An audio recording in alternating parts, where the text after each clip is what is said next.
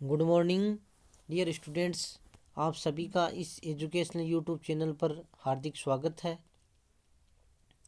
प्रिय विद्यार्थियों, पिछले वीडियो में हमने वर्ण व्यवस्था के बारे में अध्ययन किया था और आज हम प्राचीन भारतीय समाज में आश्रम व्यवस्था के बारे में चर्चा करेंगे।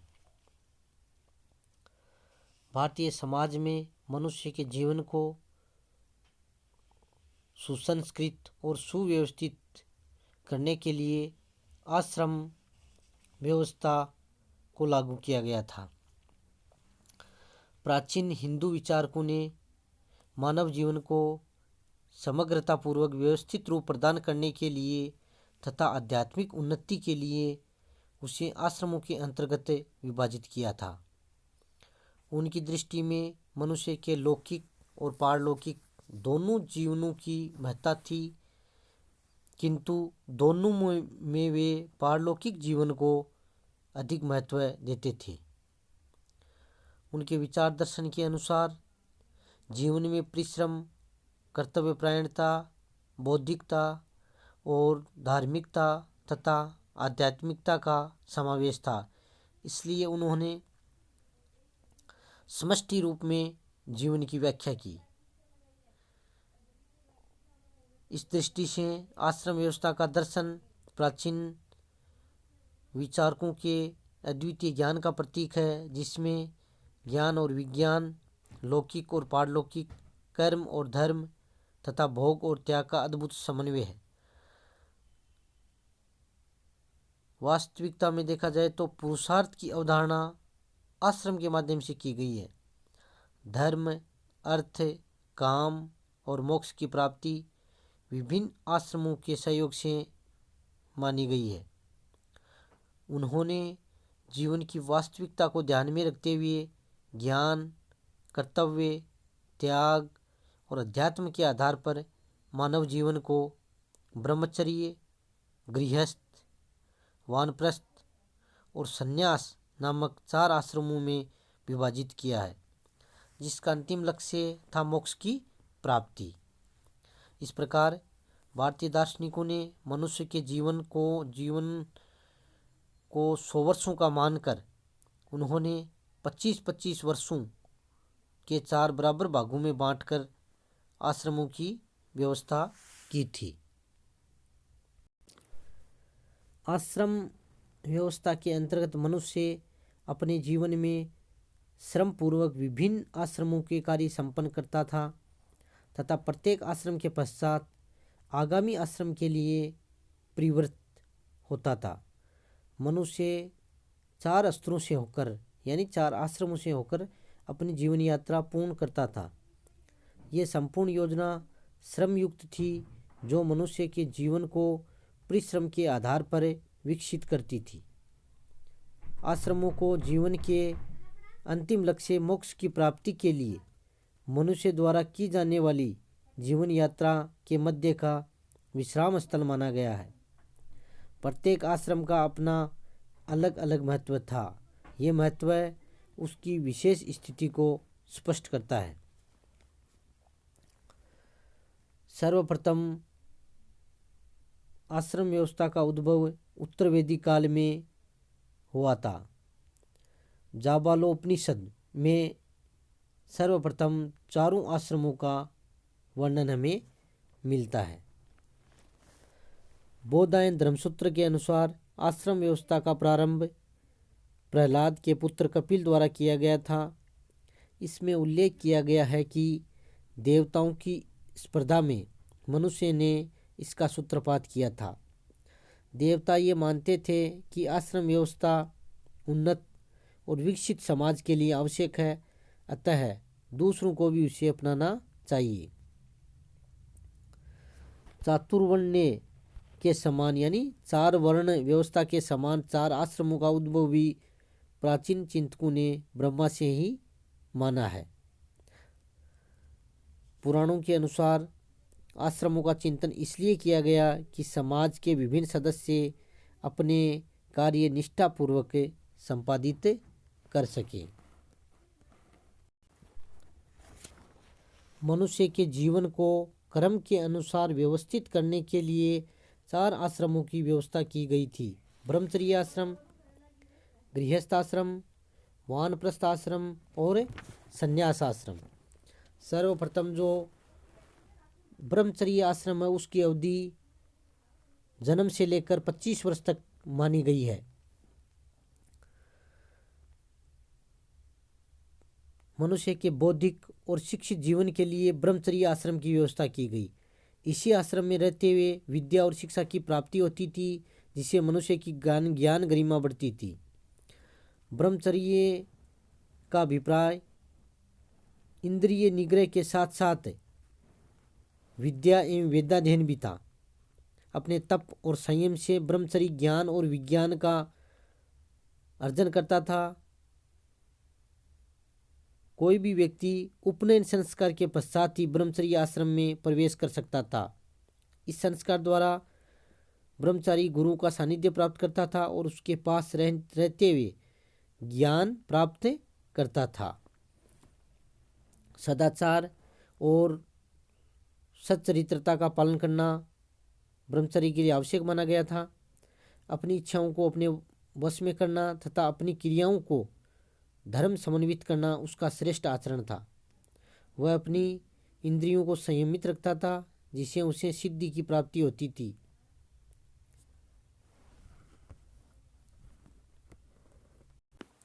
इस प्रकार ब्रह्मचर्य आश्रम में व्यक्ति की मानसिक, बौद्धिक, चारित्रिक और आध्यात्मिक उन्नति होती थी। ज्ञान व शिक्षा प्राप्त करने से उसका मस्तिष्क विकसित होता था। अनुशासन और संयम के अभ्यास से उसका भावी जीवन सुनियोजित मार्ग पर अग्रसर होता था। गृहस्थ आश्रम, दूसरा आश्रम है गृहस्थ आश्रम। गृहस्थ आश्रम की जो अवधि मानी गई है वो 26 से 50 वर्ष मानी गई है। ब्रह्मचर्य के समावर्तन समारोह के बाद गुरु से आज्ञा प्राप्त कर वह घर लौटता था तथा विवाह करके गृहस्थ आश्रम में प्रवेश करता था। गृहस्थ आश्रम में रहकर व्यक्ति अपने व्यक्तिगत, सामाजिक, धार्मिक, नैतिक, आर्थिक आदि विभिन्न प्रकार के कर्तव्यों का पालन करता था। सत्य, अहिंसा, सब भूतों के प्रति दया, अपनी सामर्थ्य अनुसार दान करना आदि गृहस्थ के उत्तम कर्म थे। गृहस्थ आश्रम में ज्ञान योग की अपेक्षा कर्म योग को अधिक प्रधानता दी गई है। गृहस्थ के लिए एक साधक की भांति आचरण करना अनिवार्य था, क्योंकि साधक के रूप में क्रिया योग से ही ज्ञान योग की संभावना थी। गृहस्थ द्वारा संस्कारों विभिन्न प्रकार के गृहस्थ आश्रम में ही जीवन के अधिकतर जो संस्कार हैं वो संपन्न किए जाते थे। व्यक्ति के जन्म से लेकर मृत्यु तक के संस्कार गृहस्थ आश्रम में ही संपन्न किए जाते थे। संस्कारों के माध्यम से ही व्यक्ति के जीवन को शुद्ध और सुसंस्कृत बनाया जाता था, जिससे वह अपना नैतिक, सामाजिक, धार्मिक और आध्यात्मिक विकास करने में समर्थ होता था। गर्भाधान, पुंसवन, सीमांतोन्नयन, जातक्रम, नामकरण, निष्क्रमण, अन्नप्राशन, चूड़ाक्रम, कर्णछेदन, उपनयन, विवाह, अंत्येष्टि आदि विभिन्न संस्कार गृहस्थ आश्रम के माध्यम से ही संपन्न किए जाते थे। विवाहोपरांत ही व्यक्ति गृहस्थ बनता था और तत्पश्चात गर्भाधान से लेकर अंत्येष्टि तक सभी संस्कार गृहस्थ आश्रम में ही रहकर कार्यान्वित करने के लिए निर्देशित किया गया था। गृहस्थ आश्रम के अंतर्गत व्यक्ति कई ऋणों से मुक्ति प्राप्त करता था। उन ऋणों में 3 ऋण प्रमुख थे: देव ऋण, ऋषि ऋण और पितृ ऋण। गृहस्थ आश्रम में ही 5 महायज्ञ संपन्न किए जाते थे।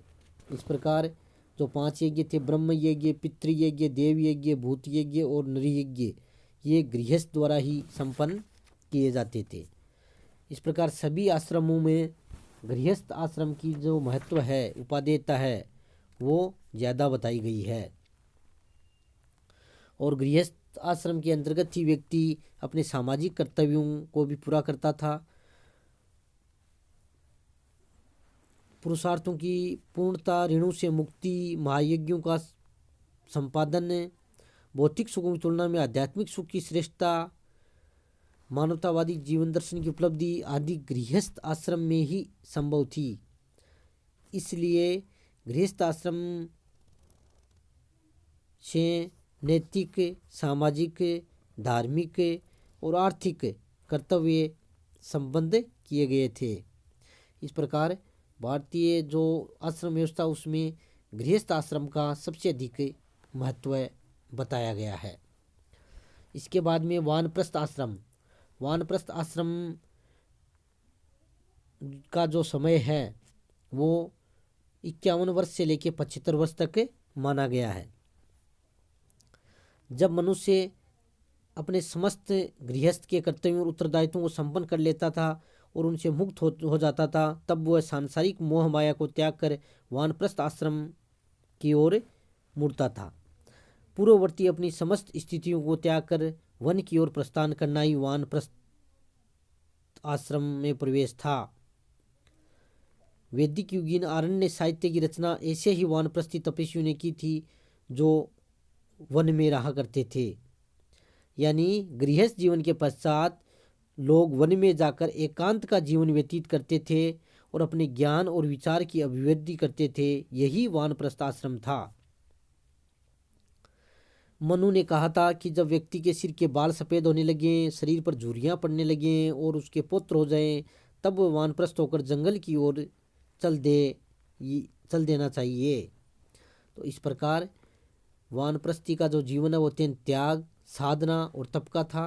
वो ब्रह्मचर्य और इंद्रिय निग्रह के साथ साथ सत्य और अहिंसा का पालक होता था। मनु के अनुसार उसके लिए आवश्यक था कि वह सर्वदा वेदाध्ययन करे, ठंडा गर्म, सुख दुख, मान अपमान आदि को सहन करे, सबसे मित्र भाव रखे, मन को वश में रखे, दानशील बने, दान न ले और सभी जीवों पर दया करे। इन नियमों का अनुसरण करते हुए व्यक्ति वानप्रस्थ का जीवन 51 से 75 वर्ष की अवस्था तक व्यतीत करता था। इस प्रकार प्राचीन भारतीय समाज में वानप्रस्थ आश्रम का भी महत्वपूर्ण स्थान रहा है। संन्यास आश्रम। संन्यास आश्रम वो चौथा आश्रम है। मनुष्य के जीवन का अंतिम भाग है। 75 वर्ष की आयु से 100 वर्ष अथवा इसके बाद तक संन्यास आश्रम के अंतर्गत रखा गया था। वानप्रस्थ आश्रम के बाद संन्यास आश्रम प्रारंभ होता था। पुरुषार्थ के अंतिम लक्ष्य यानी मोक्ष की प्राप्ति संन्यास आश्रम के माध्यम से ही संभव थी।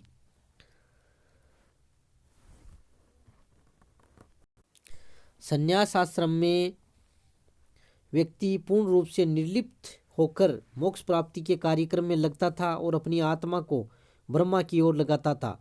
सन्यासी का जीवन समस्त राग द्वेष और मोह माया से पूर्णतया विलग था और महाभारत ग्रंथ के अनुसार उसके लिए अनिवार्य था कि वह क्रोध मोह माया का त्याग कर अहिंसा, सत्य, अस्त्य, ब्रह्मचर्य, संतोष, तप, स्वाध्याय और ईश्वर प्राणिधान नियमों का पालन करे। सन्यासी के लिए इंद्रियों पर नियंत्रण रखना अत्यंत आवश्यक था। इस प्रकार प्राचीन भारतीय समाज में संन्यास आश्रम की जो महत्ता वो प्रतिपादित की गई है। सन्यासी का जीवन अत्यंत तपस्या और कठोरता का था। वह प्रवृत्तियों से पूर्णतः उदासीन होकर निवृत्ति मार्ग का अनुसरण करता था। समस्त भौतिक और सांसारिक पदार्थों के प्रति अनासक्त होकर वह मनोयोग पूर्वक अपने उद्देश्य मोक्ष की प्राप्ति के लिए साधनारत रहता था। इस प्रकार प्राचीन भारतीय समाज में जो आश्रम व्यवस्था का महत्व है उसकी भी हम यहाँ पर चर्चा करेंगे। आश्रम व्यवस्था व्यक्ति के जीवन और व्यक्तित्व के उत्थान के लिए आवश्यक बताई गई है। प्रारंभ से लेकर अंत तक मनुष्य का संपूर्ण जीवन इसी के माध्यम से गतिशील होता है। मनुष्य के जीवन की 4 अवस्थाएं वैज्ञानिक ढंग से निर्मित की गई थी। जीवन का 4 भागों में विभाजन करना हमारे ऋषि मुनियों ने की दूरदर्शिता का परिचायक है। इस व्यवस्था के पीछे मनोवैज्ञानिक एवं समाजशास्त्रीय दृष्टि भी दिखाई देती है, जिस कारण से यह विभाजन किया गया है। ये विभाजन व्यक्ति की अवस्थाओं से भी संबंध था। बाल्यावस्था, युवावस्था, प्रौढ़ावस्था और वृद्धावस्था। बाल्यावस्था ब्रह्मचर्य के लिए थी, युवावस्था गृहस्थ के लिए और प्रौढ़ावस्था वानप्रस्थ के लिए तथा वृद्धावस्था संन्यास के लिए थी। इस प्रकार गृहस्थ के समस्त उत्तरदायित्व और कर्तव्य संपन्न करने के बाद में वो वानप्रस्थ के अंतर्गत इंद्रिय निग्रह के साथ अपने मन और मस्तिष्क को एकाग्र करने का अभ्यास करता था और फिर वो संन्यास आश्रम में प्रवेश करता था।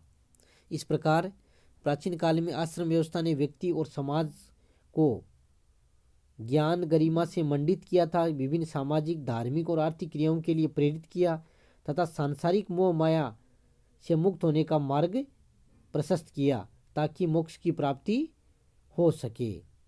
इस प्रकार आश्रम व्यवस्था प्राचीन भारतीय समाज का मुख्य आधार थी। इसी के साथ साथ बहुत बहुत धन्यवाद।